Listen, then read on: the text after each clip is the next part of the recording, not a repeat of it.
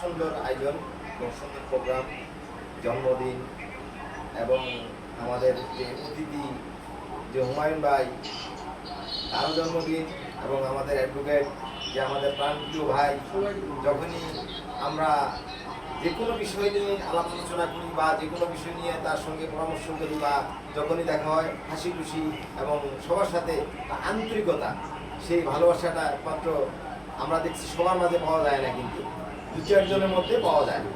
তার মধ্যে মহিউদ্দিন ভাই হচ্ছে অ্যাডভোকেট মহিউদ্দিন ভাই, তার মধ্যে সে একজন।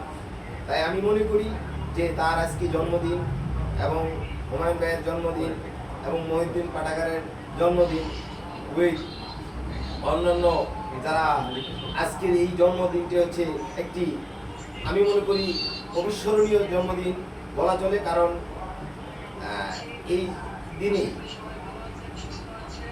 বিশিষ্ট লেখক এবং বিশিষ্ট কবিদের জন্ম হয়েছিল। সেই দিনে আজকে আমাদের অ্যাডভোকেট মহিউদ্দিন ভাইয়ের জন্মদিন। সেই আশা এবং ভবিষ্যৎ এবং সাফল্য কামনা করি আমি আমার বক্তব্য শেষ করছি। সবাইকে ধন্যবাদ।